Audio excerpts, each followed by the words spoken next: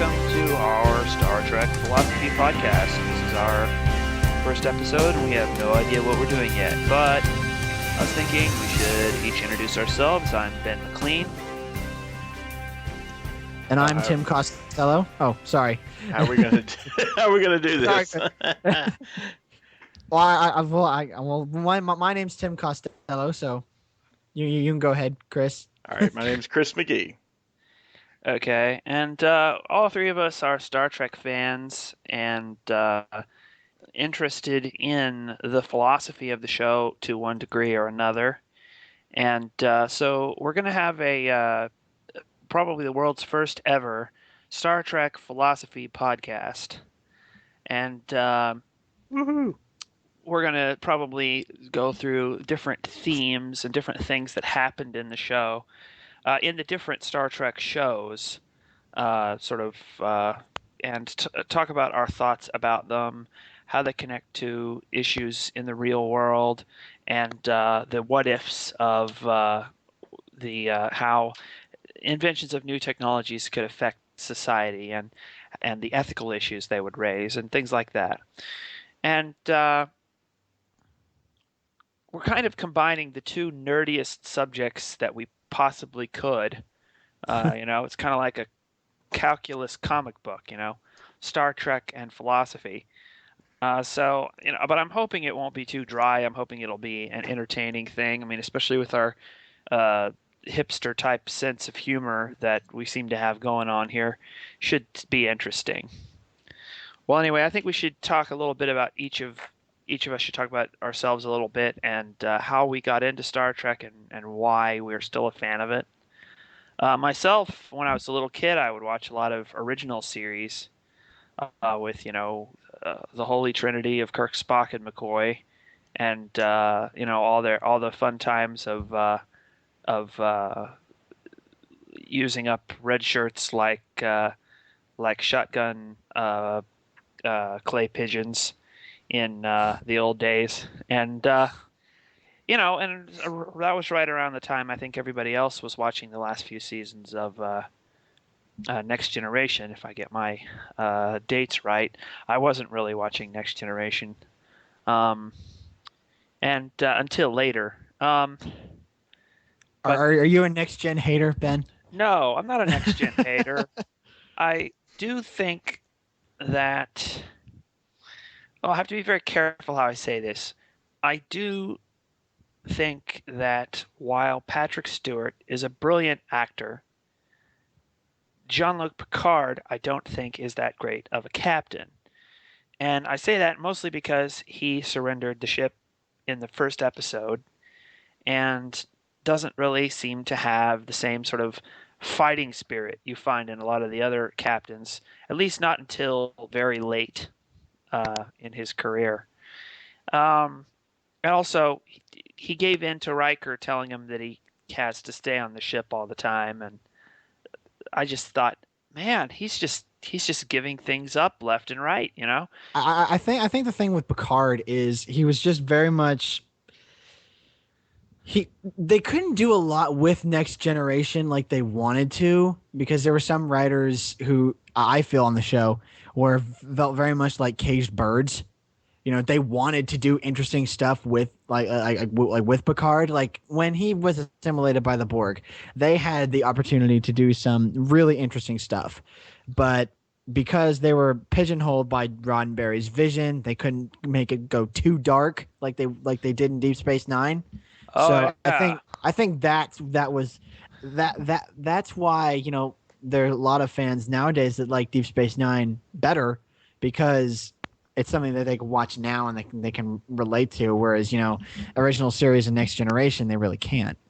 Yeah, I totally agree with you. On the one hand, Roddenberry's vision brought a lot of good things, especially to the sort of the artistic directions of the different series.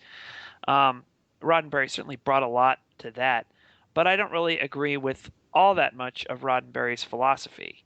I do think the Roddenberry's philosophy does have some merit. I mean, I like the idea that, at some time in our future, we decided to stop all the fighting and decided to band together to basically, work together to help make the universe and the galaxy a better place. I do like that idea. It's just the fact that there's no money in the future. There's no we're just working to better ourselves. That is kind of hokey Hmm. if you think about it. It has its merits, and it has its, okay, this is hokey kind of thing. I think Yeah. it works both ways. Yeah, I mean, I really think Roddenberry's humanism is not realistic. Yeah. And I mean, on the one hand, I notice you've got like a Superman logo for your Skype picture. Yes. And Superman, he's super idealistic, and sometimes that makes sense. But Star Trek has got a lot of different characters, not just the one Superman, Of and course. uh, and they can't, um, a lot of people. There's like these different groups out there who want to like make Star Trek philosophy in real life. And what they mean by Star Trek's philosophy is usually the Federation's philosophy, except they don't really mean the Federation's philosophy. They mean the philosophy of the very few people actually on the Enterprise in the original series and Next Generation. I don't think very many other citizens of the Federation actually share all that much of that philosophy. And I see, mean, that was the wonderful thing about Deep Space Nine, is because you got to see, like, one of the things I love about Deep Space Nine is its scope, because you got to see all these shades of gray in the Federation. And a lot of people knock on the movie Insurrection, but Insurrection has a lot of that shades of gray. Not a lot of Federation members believe in this. We're just supposed to not interfere and just let people go on around their business and that kind of thing. And that's, like I said, it's one of the things I've loved about Deep Space Nine is there are these shades of gray. It wasn't just black or white. We're all in this together kind of thing. There were squabbles among people. Not everybody got along, and I think that's why it was more intriguing that way. yeah, well, what was Yeah, shoot, I've just lost my place. We were just talking about, right, Roddenberry's vision and the people being perfect, and then right. I was just saying that not that many people in the Federation actually hold what has been called the philosophy of Star Trek, and my evidence for that would be every time there's an admiral or a diplomat or a politician or anybody from the top brass comes to inspect the Enterprise or go on a mission with the Enterprise, they are a complete hassle. They ruin everything they touch. They disrupt the command structure, and they're just generally terrible. And Except Admiral Ross in Deep Space Nine. oh, I'm talking about on the first two shows. I'm sorry. Okay. Oh, no, no. Okay. All right. Yeah. Yeah. Yeah. Yeah. I totally agree. I totally agree. And what that shows me is that the larger federation is not is even back then the larger federation wasn't the perfect little community they had on the Enterprise. Right. And in Deep Space Nine, we didn't we completely got into a much more realistic and balanced look at life.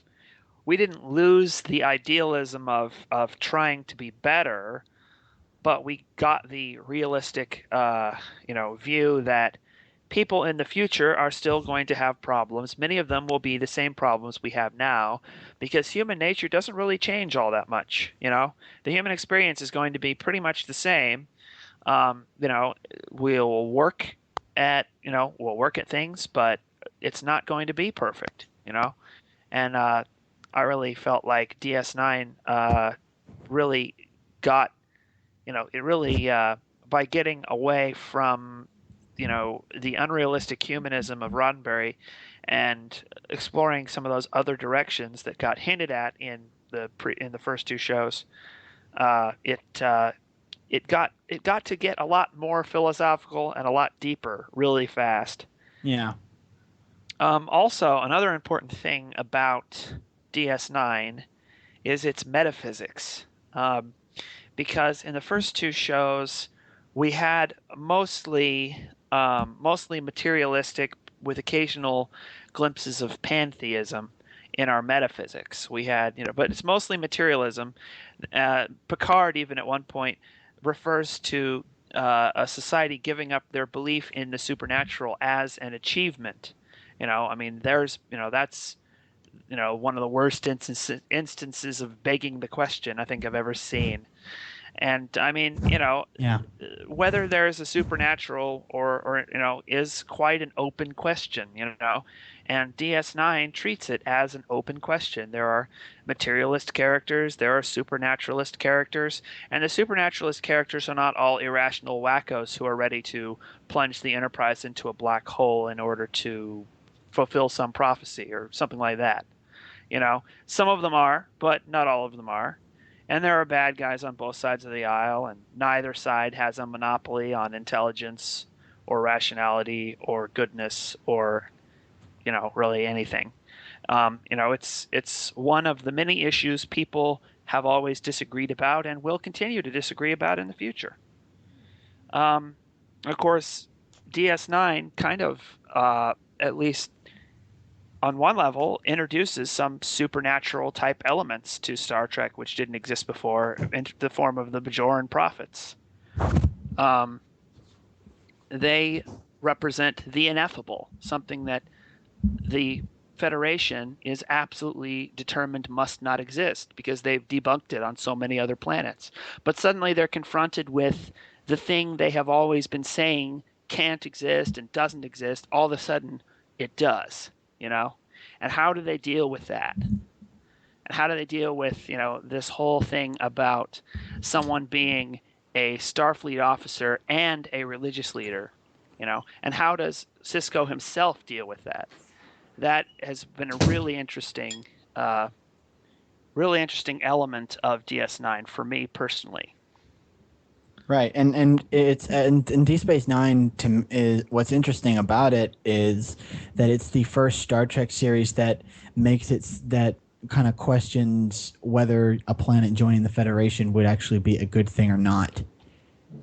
And one of the episodes that really hits home for that is Rapture. When Sisko has this profound vision that the Federation shouldn't join with Bajor, that it's not right for Bajor to prosper in the Federation, but to prosper independently, which had never been, mentioned in any previous Star Trek series, which I thought was very, very intriguing. Yeah, well, that was always supposed to be temporary, though. Yeah. That the Bajor was always supposed to join the Federation in the end. Of course. But what I'm saying is that it made the Federation almost just like this outer government kind of thing that it really had never been brought out in a Star Trek series, because previously it was just like, yay, the Federation, yay, it's all good, yay. Oh, yeah, and we got to see the dark side of the Federation. It's not quite so perfect. Chris, why don't you speak up more, man? Man, I'm trying to think of some things to interject here, but I'm not coming up with anything here. You all are doing a fantastic job already. Okay. Well, I was thinking we'd try and compare and contrast the first episode of The Next Generation with the first episode of Deep Space Nine, because I think there's a lot of parallels and a lot of contrasts going on. All right. First of all, in the first episode of Next Generation is Encounter at Farpoint, and it starts out with this. The Q stuff, and I absolutely love Q. First of all, Yes, John Delancey is the man. Mm-hmm. I mean, yes. He is awesome. Everything he touches is gold, as far as I'm concerned. Yes, I actually was watching him recently. I've recently been catching up with the television show Breaking Bad recently, and he's on that show, and he's kind of a small side character, but even in that, it always catches my attention because whenever I see John Delancey in anything, all I think is, oh, it's Q. Yeah, I think he Like, hey, has. Q's here. I think he has the same Star Trek syndrome that has affected so many actors, where no one is ever able to see past their role in Star Trek. Yeah. Um, But John Delancey is amazing, not only in this episode, but in every episode he's in. And it's a shame he was only in like what, 7 in Next Gen? yeah, and He then was in one in DS9 and about 3 or 4 in Voyager. Yeah. Yeah. So he's not in that many episodes, but he has so many lines and so many scenes in the And such a episodes he's presence. in, and he was just such a powerful actor. I listened to some interviews, and in fact, some interesting things about Delancey I probably ought to share that might be interesting. Did you know he's dyslexic? Interesting. Yes, he can't. Interesting. He has real problems reading his lines and being able to memorize them because, for people who are really dyslexic, it's not that language comprehension is a problem. It's the seeing part of reading that becomes difficult. And so reading and memorizing lines was like has always been a huge thing for Delancey, a hurdle he's had to overcome. But his delivery is so brilliant that he's been able to be successful anyway, and that's just really cool. You'd never think that he was dyslexic from the. No. Yeah, because I mean, Q is such a well-read person. He's read all the books that there are. That's interesting. That's very interesting. um, Second thing about Delancey that is interesting is that in Encounter at Farpoint, Q in the script, the original script, was not written funny. He was not supposed to be funny. He was his lines were mostly straightforward kinds of lines. Borrowing the personas of different characters from history, reminding the crew of their, the dark past of Earth. Was supposed to be pretty dark stuff, but Delancey hammed it up. And the whole idea of the omnipotent being funny, just being funny rather than just sort of um, unfamiliar with English and so kind of hard to understand was sort of the idea before Delancey got the part. And when Delancey got the part, he created the Q character that we all know and love out of whole cloth. And he ad-libbed it up, and he just did, and he hammed up the serious lines, and he just completely changed who Q was supposed to be. Yeah, because even in a lot of the scenes that Delancey does have in the Encounter at Farpoint episode, and a lot of it is straightforward. It is just like this. There is, I mean, what funny parts were there in Encounter at Farpoint? Well, he says things like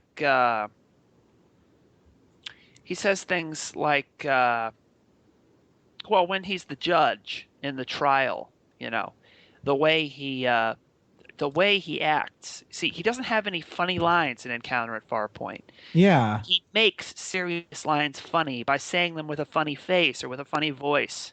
right. And so they give him funny lines in later episodes. Yeah, I remember they gave him a lot of funny stuff in later episodes. Like I'm surprised Q never, like, Q was always a meta character. I'm surprised they never did any like stuff where, with stuff from actual Star Trek outside of the show. And I thought that would have been really funny if that happened. What do you mean by that? Just like inside jokes. Oh, yeah, breaking the fourth wall. Yeah. You're surprised? Yeah, Q is the sort of character you would expect to break the fourth wall. I don't think he ever actually does break the fourth wall, technically. I don't think anyone in Star Trek, as far as I can remember, has ever broken the fourth wall. Well, not the fourth wall with the audience watching the Star Trek episode. I think there are Right. some fourth wall breaks in play within a play type situations. Right. Of course. Of course. But I'm talking about with the Trekkie audience. Yeah, and there actually was a nice moment in his Deep Space Nine episode where he makes the reference to technobabble, which I thought was funny. Yeah, Yeah. but that's not a fourth wall break technically, though. That's just sort of a joke, basic inside It joke. is a Yeah. little bit of an inside joke, but it's not a fourth wall break because the word technobabble, I think, is used by other characters in other situations during Star Trek. Might be after that, might be before that, I forget. But it is used in other places by non-engineers. Yeah, and it should be noted that since we're doing comparing and contrasting of Deep Space Nine, is I think one thing I want to hit on is the introduction to the captains themselves, and Now, I was going to get to that. One thing, though, real quick first, though, that I was going to say. Thanks for bringing us back to the main point here, because Delancey is just this huge distraction. All right. he So is. the thing about Encounter at Farpoint that I was going to sort of underline was the entrance of Riker. And That doesn't happen till like midway through the Yeah, the it's about second halfway part. through the episode. Yeah. the entrance of Riker is very ridiculous. He has his chest so puffed out. I mean, he's like a demigod descending from Mount Olympus. Well, he was definitely Gift of the gods to the he was definitely the Enterprise. Kirk character. Yeah. Well, I mean, Yeah, it maybe was that's what the writers were going for. it Yeah. was yeah. Well, I mean, it was ridiculous, but it was Roddenberry's vision of man, right? Because he's a humanist. So so it's got this romanticized Mr. Perfect thing going on Yeah. with his docking of the two halves of the Enterprise routine that he's supposed to do manually for no reason, putting hundreds of people's lives in jeopardy for no reason. I mean, that whole scene was ridiculous. Wasn't it Picard that initiated that Yeah, move? yeah, but that the whole scene was ridiculous, and it took forever. And I mean, it was like graduating the first day of kindergarten. I mean, because that's how ridiculous it seemed. Um, where I mean, in contrast, uh, the characters in the beginning of Deep Space Nine are thinking about quitting. They don't know if they can even do this. Right. Uh, And one thing I want to bring up with with the captains, and it's something that I noticed is in Next Generation, Picard is very cookie cutter captain. He's very straight laced. He's uptight. That kind of captain, and he doesn't really go through that much character development over the course of the series, which is what I think the is not the best part about Next Gen. Is Picard is pretty much the same from the pilot that he is in the finale. well, yeah, except his attitude toward the Borg changes. Yeah, well, I mean, the Borg really does bring his Q. I think really does bring some of his arrogance, straighten out some of his arrogance. Yeah. And that's the funny thing, because Q's supposed to be wrong, but a lot of the time he isn't. Yeah. Q and the Borg definitely help Picard, but the point I'm getting to is Cisco, like you said, wants to quit Starfleet in the first episode, and that really basically puts the show in a new trajectory, whereas where we hadn't been before. And I loved Cisco's scene in the opening of the episode, not only with the loss of his wife and the way he reacted when he saw the Borg attack his ship, but also in his scene with Picard, because his scene with Picard looks like he's about to, That was an absolutely brilliant scene. Yeah, he looks like he's about to knock Picard into next week. That was great. Yeah, and the thing is, when Next Generation opens, they haven't figured out who the characters are yet. I mean, Geordi isn't even the engineer yet. I mean, they don't know who. They don't hardly know what Star Trek is at that point. Yeah. I mean, what this new idea of Star Trek is going to be. They don't know. Deep Space Nine is ready to go right out the gate. From the first episode, there's absolutely brilliant writing and well-developed characters, and just all this intrigue set up right away. They are ready to go, and they go. And there's none of this stumbling around that happened in the first season of Next Generation. No. Um, Well, there's Well, some, that's not but to say that DS9 didn't have its own stumbles there during the first season. move along home, anybody? I liked that. That was Uh-oh, cool. uh-oh. Move Along Home was cool. All right, I think we've got our antagonism for the episode. Yeah. Well, Move Along Home was cool. I mean, it had an alien culture that we're trying to figure out, and Yeah. it showed how the different characters approach, that kind of problem solving, which happens in every Star Trek show. We got to see Kira and realize she is not the explorer that the Starfleet officers are. We got to find out that there is actually a little bit of sympathy going on between Odo and Quark, which I don't think started until that episode.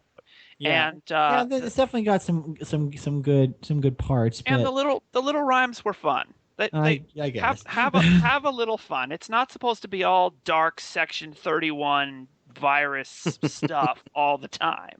That's Okay? true. That's true. That's true. There. Okay. Okay. But anyway, like you were saying, it hits the ground running and doesn't even let up until the show ends, and you're just Yeah, like, but then I'm a pretty I'm a somewhat fanatical defender of DS9, so I including am too, sir. I am too, yeah, sir. but including early DS9. I think early DS9's gotten a bad rap. I mean, I I definitely was think early DS9. I mean, early DS9 is laying the foundation. I yeah, mean, I it's mean, laying the foundation for what's going to be an awesome series. So definitely think that's definitely its strong suit. yeah. Well, anyway, I don't want to stomp all over you guys when you guys have a different opinion, though. No, no, no, no. It's fine. I've always thought that early DS9 was always about laying the foundation because the Dominion's not even mentioned until like season two. I don't think Yeah. they were planning to bring in the Dominion from the beginning. I think they thought of the Dominion later. Yeah, When yeah. Odo turned out to be a popular character, they wanted to come up with some conflict for Odo and some new alien bad guys to fight. I don't think at the pilot, I don't think they had the word Dominion on the blackboard anywhere.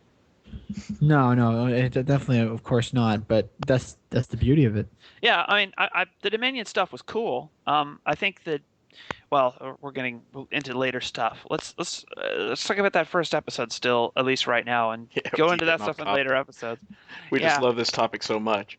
yeah. Well, okay. So every scene in Emissary sets up relationships between characters Yeah, that are fundamentally important. They tell you things on multiple levels. They tell you who the characters are personally. They tell you what the characters' agendas are politically, and they tell you about the cultures that the characters represent. And a great example of this is Cisco's first interview with Kira. I was just about to think of that one. Yeah, There is so many different levels just to that one conversation. Um, and then how it ends with Cisco going to meet the Kai. Um, just sets up this whole relationship between uh, Cisco and Kira that has all these rocky parts, just like in that one conversation. It sort of epitomizes the whole relationship between Cisco and Kira from the first episode to the last episode, and just like how Encounter at Farpoint and Things You Leave Behind begin and end. Um, begin and end Next Generation on the same note. Uh, the uh, the No, I'm thinking of All Good Things. My bad. yeah, yeah. What you leave behind is the Yeah, DS9 finale. Sorry. yeah, yeah, yeah. Just like how Encounter at Farpoint and All Good Things begin and end the Next Generation on the same note. Um, Emissary and the Things You Leave Behind begin and end DS9 on the same note. You know, I recommend people watch those, those two and those two back to back, if they're really trying to get a sense of what both shows were about and how the shows were different, and that just think about how there are all these parallels between things that happen in the first episode of the series and the last episode of the series. That bookending, foreshadowing and back shadowing or whatever, or summarizing or whatever, was intentionally done on the part of the writers. It's something they teach you in English. But yeah, I mean, there's all these parallels that go on, and you'll notice, in the first episode, Cisco's first interview with Gul Dukat mirrors his final confrontation with Gul Dukat.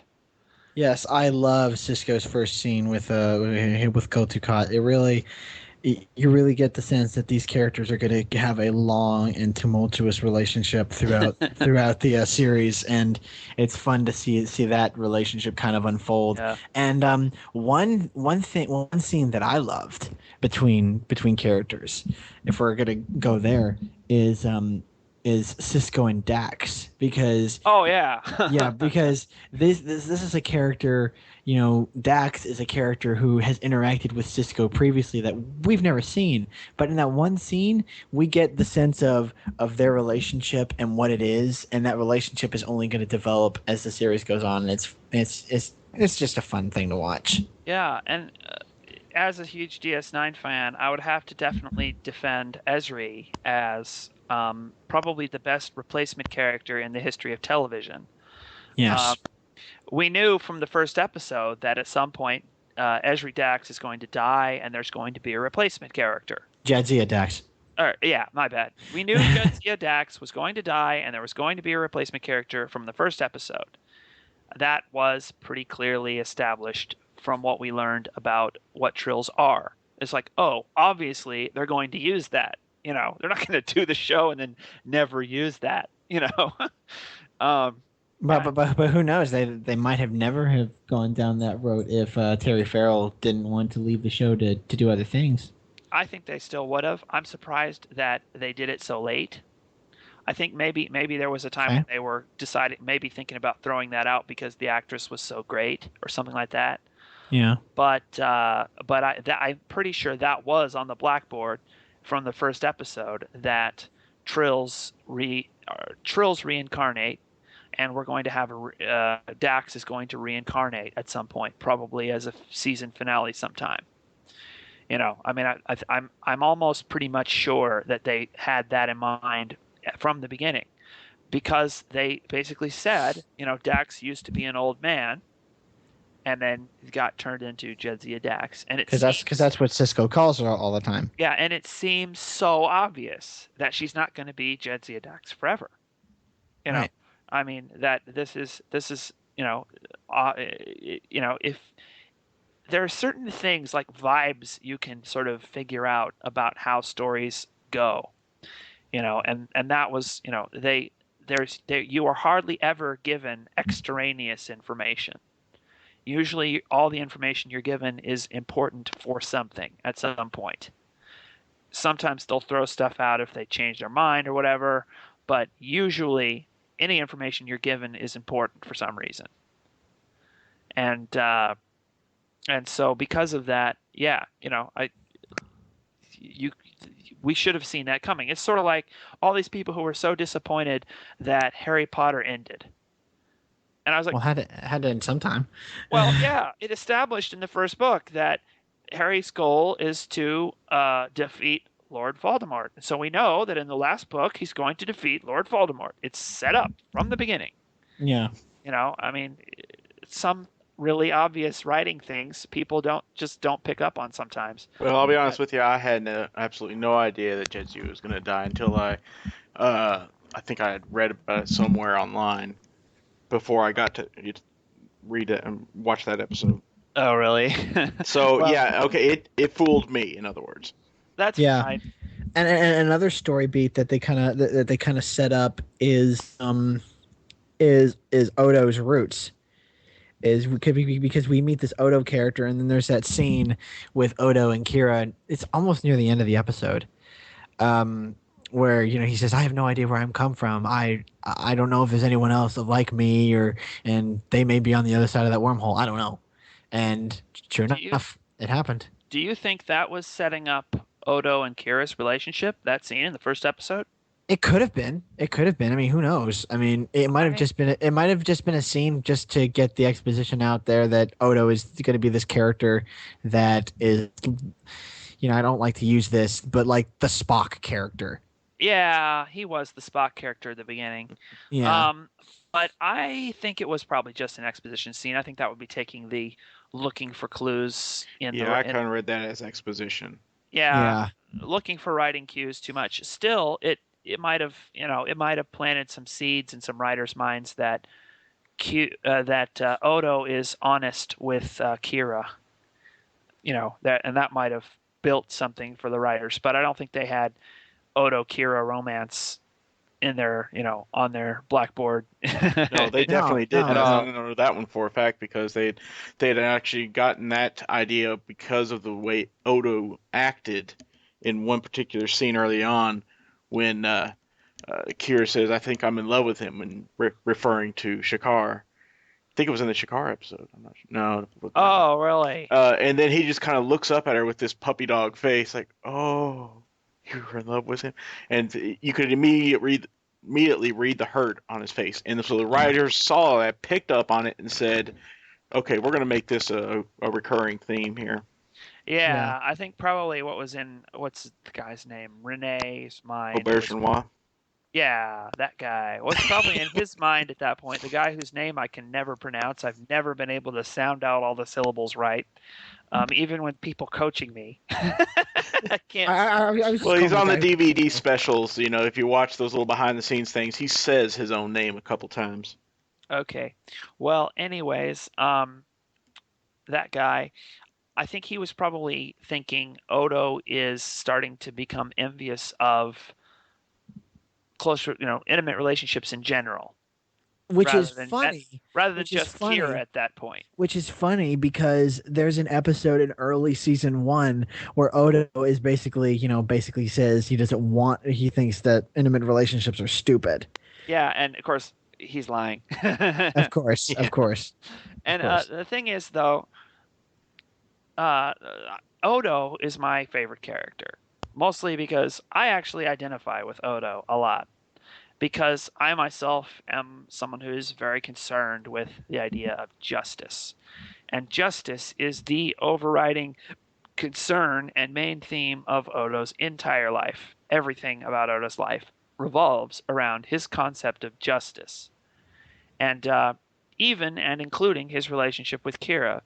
You see, the founders believe that Odo is interested not in justice but in Kira, and not in justice but in order, you know. And he prefers justice to order because he prefers Kira to the Great Link. That's their psychological analysis of Odo. And Odo pretty much accepts that analysis. I don't. I think Odo was being sort of taken in by that. I think what's really the overriding concern in Odo's life, which I think is what we see in the writing really stressed really heavily, is that justice is the overriding concern in Odo's life. And the reason he falls in love with Kira is because Kira feels the same way about justice as he does. That is what the character trait in Kira that he comes to admire, and why Kira becomes an attractive person to him. And Yes. and a shapeshifter doesn't become attracted to someone on a purely physical level. Now, and you could also write that off as well, the founders really don't have a concept of human emotion and the human's view of justice, which is what the kind of thing that Odo has. Odo has the human view of justice because he was raised by humans and Well, was raised around humans, Bajorans. Bajorans, and well, I guess the human like aspect of what justice is. Yeah, and I that guess I brings could me say. to something that's going to be a big sort of overriding theme for me in discussing Star Trek philosophy, and that is my idea that there are no alien values on Star Trek. And let me repeat that just in case I misunderstood. There are no alien values on Star Trek. Everything on Star Trek that purports to be a value is in fact coming out of something in real world history, philosophy, politics. Well, you could argue that by saying that values, politics, morals, and topics like that are indeed universal in this world. They could be.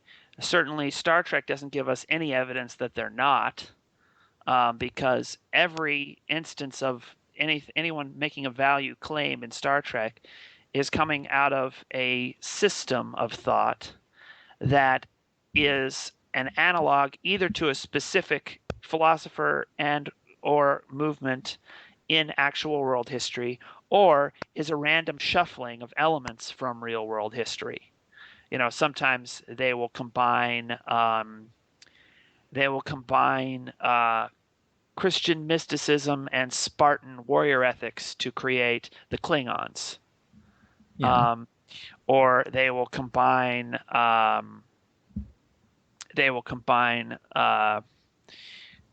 communistic, a communist type hierarchical regime with Roman style trappings, to create the Romulans.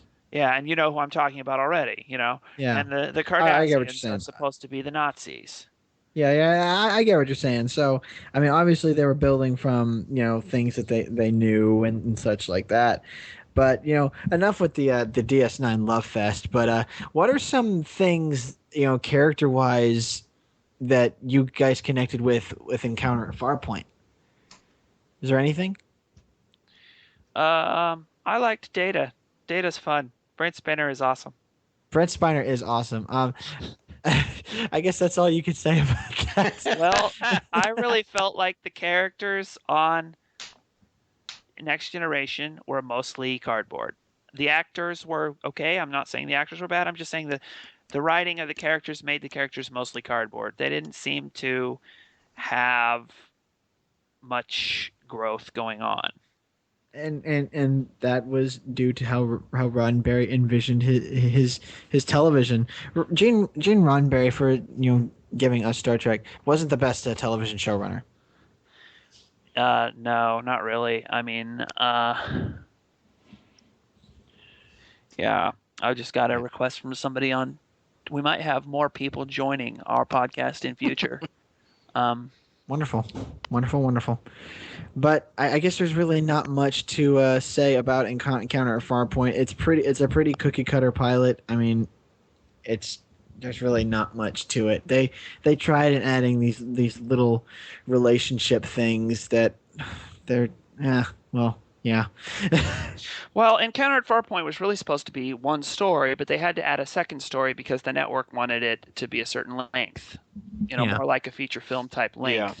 And so they had to come up with all the Q stuff when that was totally extraneous to the plot they originally wanted to tell. So I can sort of forgive Encounter at Farpoint for being a little confused. Well, I wasn't confused by it. It just. I'm saying a little confused in its organization, in its structure as a narrative. Right. I'm not saying that. I'm not saying you couldn't figure out what was going on. I'm saying that what was going on were two very loosely connected plots. Yeah. That really didn't belong together. And it's funny that the stuff in Farpoint and with the things that went on in Farpoint are never revisited at all in the series, at all. Well, Q is, but the Farpoint stuff isn't. Yeah, so I find that very interesting. Well, wait. Isn't there one time when they find some aliens and they make a reference back to what happened at Farpoint? The only reference that I remember to Farpoint was Shinra's misusing the life force to make Mako energy or something like that. That's Final Fantasy, dude. Oh, right. But the only Farpoint reference that I could think of was in Generations. Yeah. Oh, that might have been it. I think that probably was it.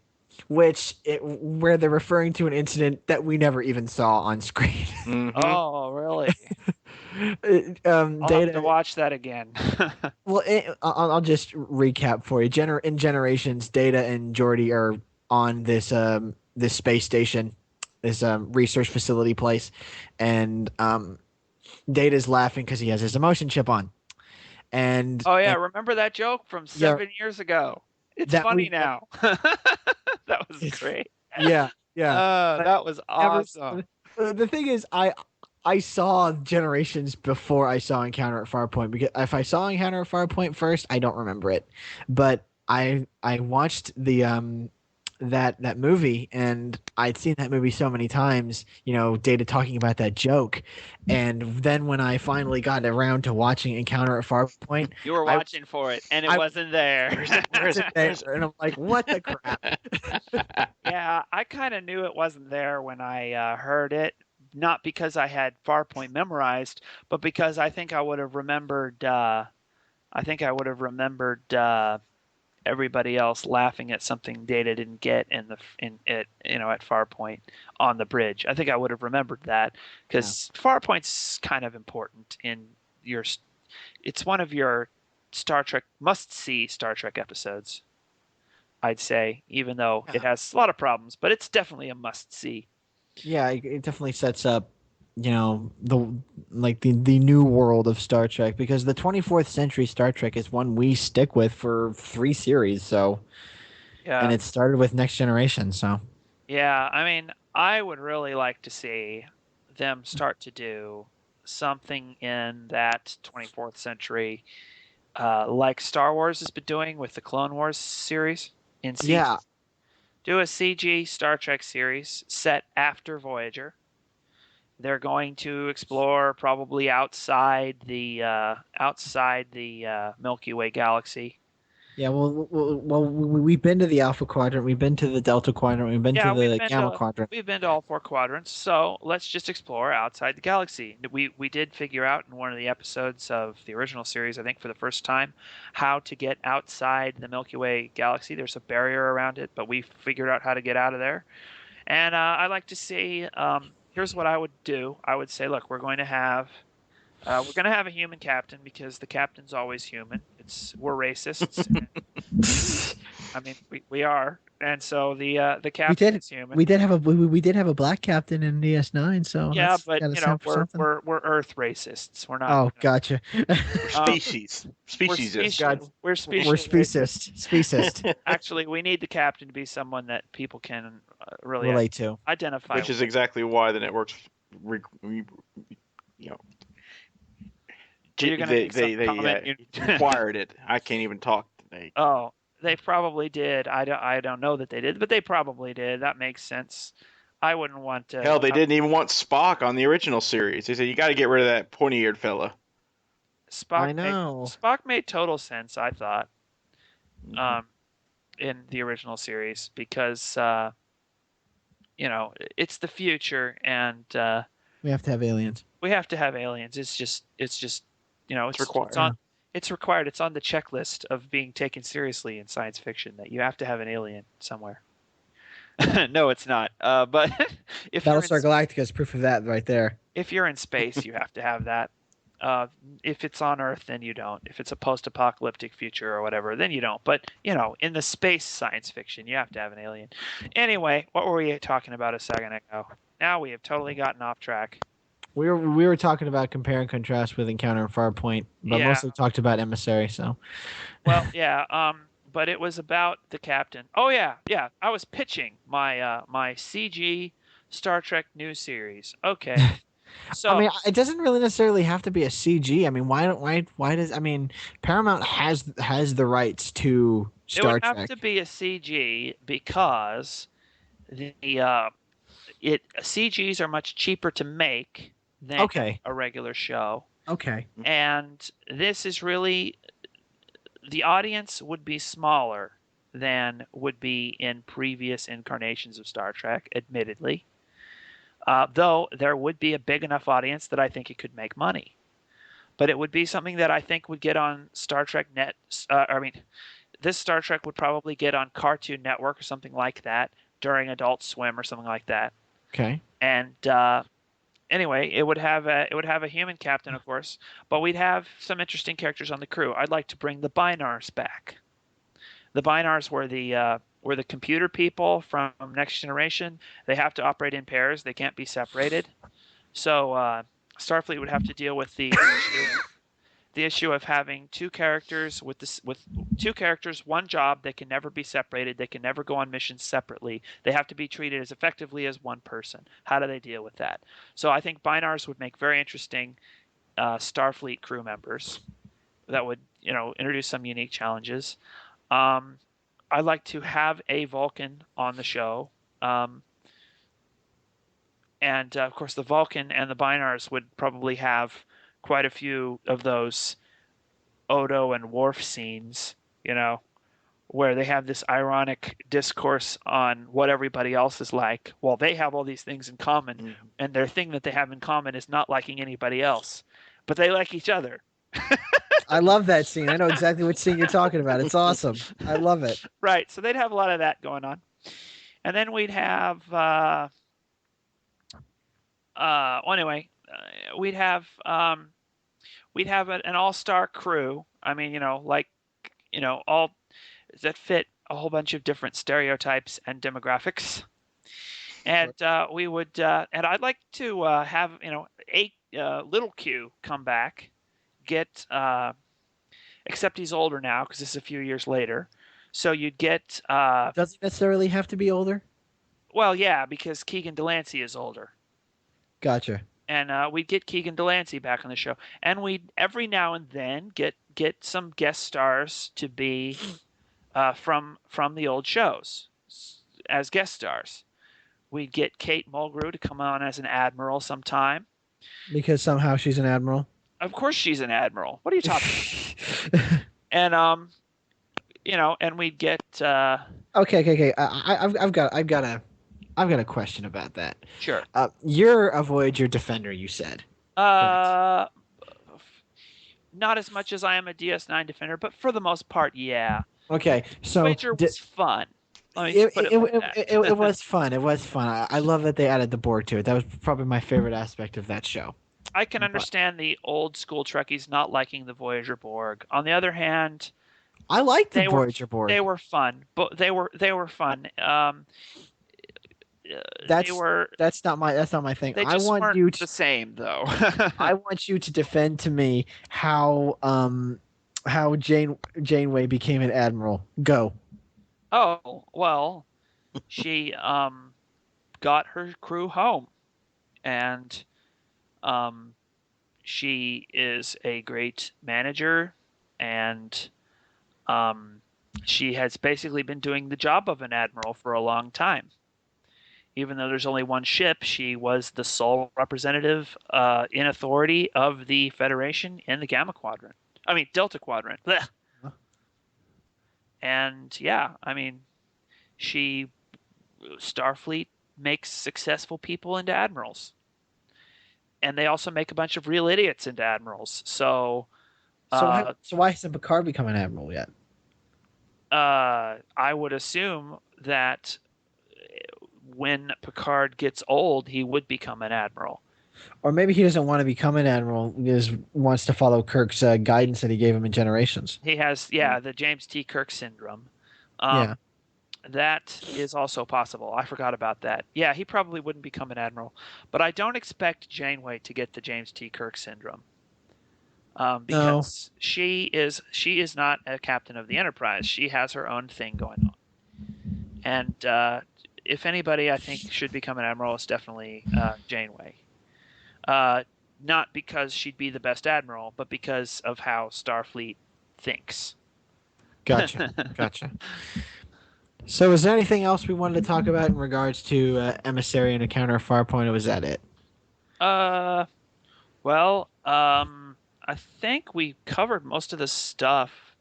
One thing we might talk about is, one of the things we might talk about is Quark. We haven't talked about the Ferengi yet, and we need to talk about the Ferengi if we're going to talk about Encounter at Farpoint. Emissary. Ugh. Okay. Yeah. And the I thing will is, say that DS9 really colored the Ferengi in a new light because in next gen they were just like these savage people. yeah, DS9 defined the Ferengi. Okay, It's true. they It's were a true. blank template in Next Generation. I mean, you could have taken them in any direction. Yeah. It was And I don't really, yeah. Sorry. and I don't care what you say, Grand Nagus Zek is awesome. Yeah, he was pretty cool. His voice is gloriously annoying. Well, that's because it's Wally Shawn playing him, and that's just his voice, and it's No, it's Yeah, the actually, guy. he actually made up that voice. I remember reading that, and he kind of really. regretted it later because it's a little bit difficult for him to use that voice. But he was Well, stuck yeah. with it because he used it the first time that Zek was Good singing. on him. So, Good on oh him. well. Good on him. Yeah, he was in what's it, The Princess Brides. Yes. Star Trek actors have been making all kinds of great guest appearances in the Eureka universe of shows, which would be Eureka, Warehouse 13, and Alphas. They all happen in the same continuity. Well, the same universe, at least. And Well, yeah, Alpha is run by Ira Stephen Bear, so that makes sense. yeah, I don't know about the people who run them, but I do know when I see Star Trek actors on them. Um, what's his name? Whit, Wheaton even became a regular on Eureka, Yeah. and I thought that was pretty awesome. He was a regular for a while. I haven't seen him on the show in a while though.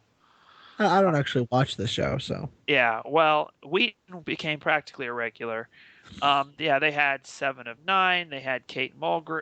Seven of Nine on and Kate Mulgrew on a Warehouse 13. As well as Odo. Oh yeah, they had Odo. You're right. Yes, yes. The guy whose name I can't pronounce. Yes. Yes, Uh, that guy. We're just yeah, gonna call him Odo from now on. definitely. And I mean, they are really trying to reach out to the Star Trek fan base by getting some of their favorite people on their different shows. I just keep hoping John Delancey or the Doctor will show up. They haven't yet, as What far as I know. are we talking about Picardo? Is when you say the Doctor? Oh, I'm talking. Yeah, the Voyager ZMH. Well, who is now the Federation's EMH according to First Contact? Yeah, sure. Didn't Yeah. he get replaced by some future model in one of the late movies? He I got don't think so. he got I don't think so. replaced by a Mark III or something like that. No, I thought I that don't was think so. later in the Voyager series. No, he didn't. Or wait, No, he was in one of the movies. He gets no. I think you're thinking of that Deep Space Nine episode where that had Robert Picardo in, where he was trying to replace the EMH with Bashir because he was genetically enhanced and stuff. I think that's what you're thinking of. I don't remember really. There's Okay. one where everybody on the ship got killed and the EMH is there, and it's not the Picardo guy. It's a new guy. I think I know what you're talking about. I think that was in Voyager though. Yeah, I'm so pretty sure Voyager it shows was. that he gets replaced eventually. I mean, not just because Starfleet got rid of him, but he anyway, whether or Paradox not Valve.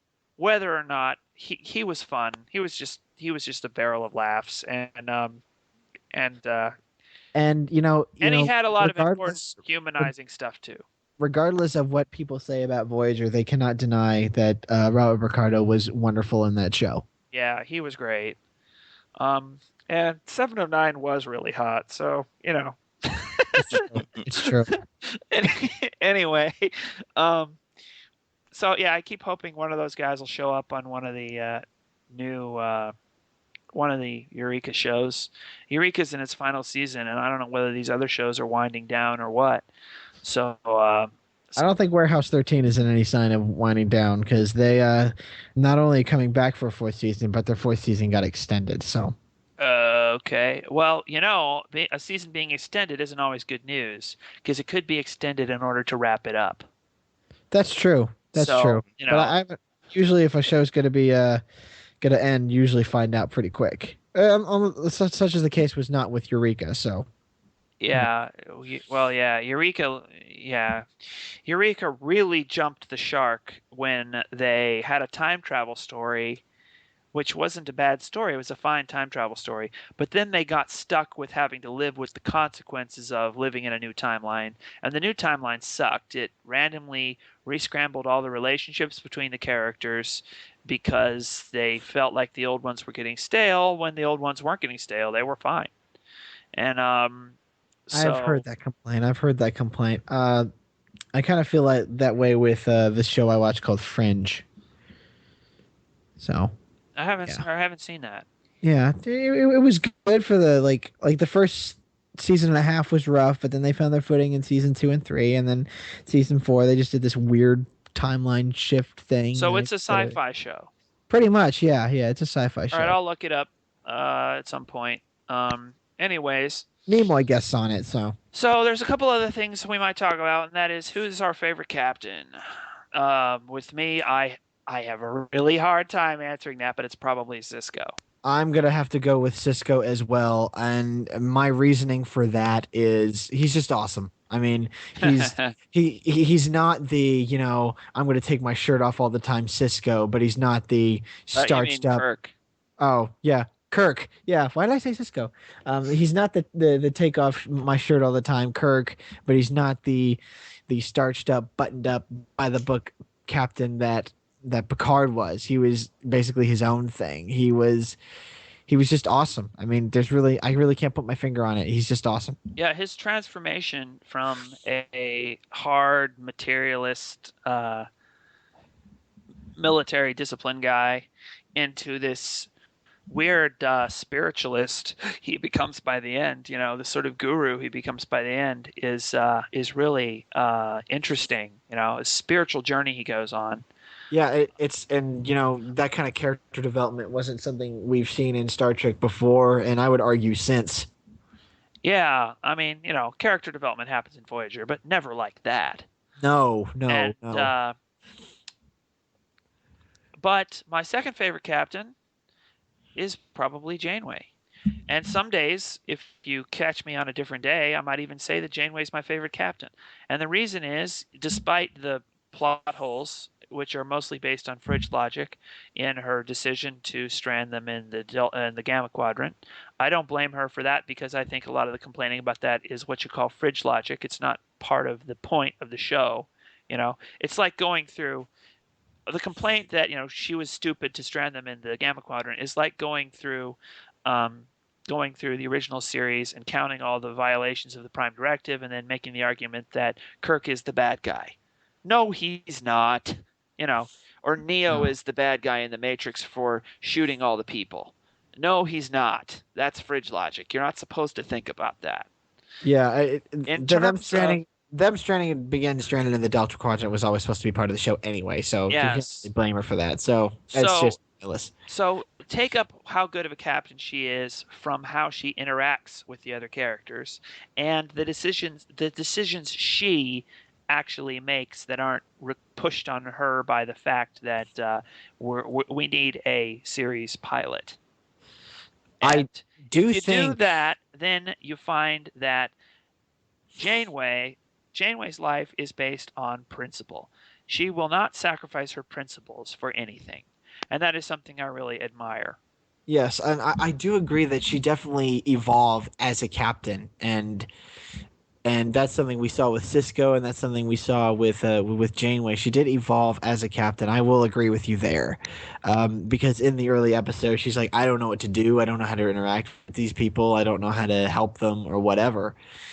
And you also have with Cisco, and I don't know who my second favorite captain is. I want to say out of nostalgia, Picard, but that's only nostalgia talking because he's the captain I basically grew up with. But Yeah. I want to say Janeway too. I mean, I think Janeway was a really really good captain. Obviously because she became admiral, and I really enjoyed her interaction with the Borg and how she handled the Borg. I Yeah, really because I mean, one thing about Janeway is that if you knew more about my political views and my societal views and so on, you would count Janeway as the least likely I would choose, because I'm somewhat of an anti-feminist. Not necessarily that I'm against women, but I'm against feminism, and or modern feminism. Let me put that as a sort of caveat there. And so I kind of expected Janeway to be this feminist cliche, surrounded by male chauvinist officers who don't really respect her, but ought to because they're all incompetent. And that would be Right. the situation, and they would milk that through the whole show, and yeah, it would just she would be this lesbian man-hating type character, and she's not that at all. She is she kind of, I think, understands that it's a little bit strange for a woman to be the captain. That is a little weird, and I think It had never been done before. and I think the reason I mean, Janeway understands that, and Kate Mulgrew understands that. And I think the reason Kate Mulgrew understands that is she actually was a mom. And when Q describes her I mean, in real life, Kate Mulgrew was a mom in real life. And her kids, I hear, are kind of mad at her for not really being there a lot of the time when they were little, which is terrible. And she says, that's terrible. That's one of my biggest regrets. Yeah. And but I think she realized she's in a weird situation, and she carried herself with this dignity that Picard also has. So, Yes. but she carried herself with this unexpected dignity that, she's never whiny. Not really. I don't think she was ever whiny. She and she didn't micromanage, and she has, and she based her decisions on principle. And and there was something else about Janeway. Oh yeah, and when Q describes her as, well, you've always been a mommy to this crew, it's true. It's a compliment. It's a compliment. Q has cut right through to the heart of the matter. Q does that a lot, and sometimes he cuts through the heart of the matter into something crazy he made up, like when he goes, "Oh, Earth used to be interesting. They had the Crusades, the Salem witch trials, Watergate." He throws those three things together as if they were somehow equivalent. Yeah. And Q is just hilarious when he makes these completely bogus historical comparisons that are just completely insane. They're like they were made up by the Joker from Batman or something like that. Yeah. But I would definitely agree that Janeway was a really, really good captain. What captain in history, in Starfleet history, would strike up an alliance with the Borg? The Borg. Yeah, that's a questionable decision, and some people disagree with it, and I can see why. I can kind of see both sides of it, And I thought it was pretty good writing that they had this big disagreement between Janeway and Chakotay. And by the way, Chakotay was great. He wasn't at all like Riker. He wasn't the cardboard character that Riker was. He kind of had his whole Native American thing going on, but it wasn't a pointless token race character like Lieutenant O'Hara, who was the token black female. She really felt like she had no business being there because they didn't really develop a character for her very much. It's not because she was a woman or black that she shouldn't have been there. It was that they didn't write a character for her.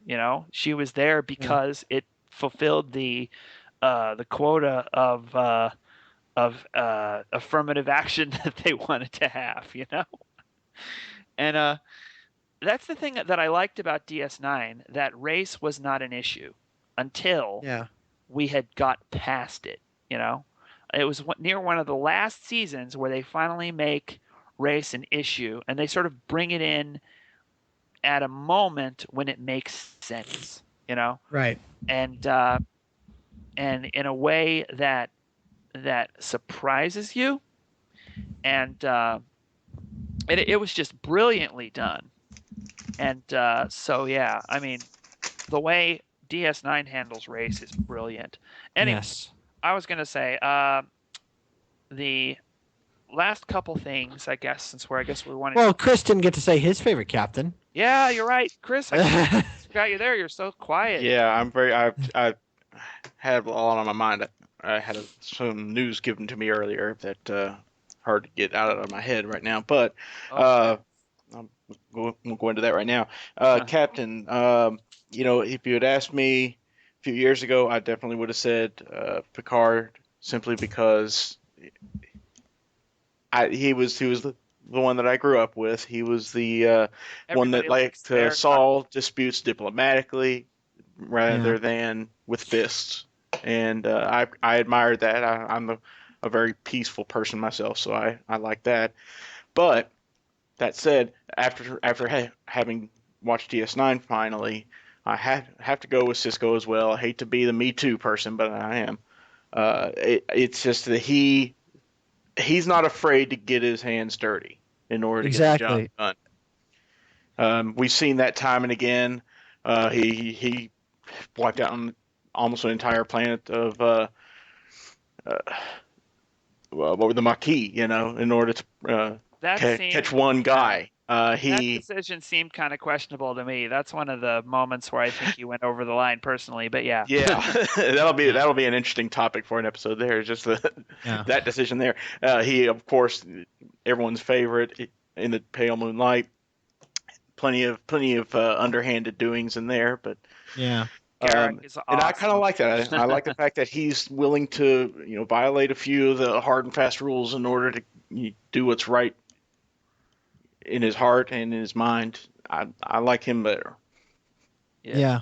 I definitely agree with you there. But hey, guys, I gotta wrap this up here because I got company Yeah, coming we've here. actually been going on for over an hour now, so Oh we yeah. probably ought to. Well, have you got Hour like 15. another 3 to 5 minutes?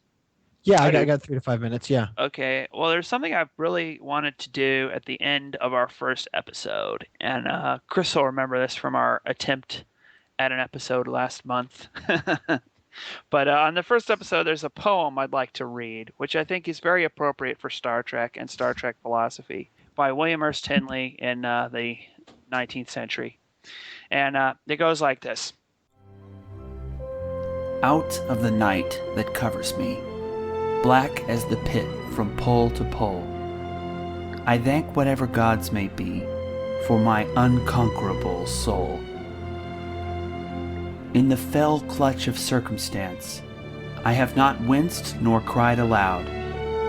Under the bludgeonings of chance, my head is bloody but unbowed. Beyond this place of wrath and tears looms but the horror of the shade, and yet the menace of the years finds and shall find me unafraid. It matters not how strait the gate, how charged with punishments the scroll. I am the master of my fate. I am the captain of my soul.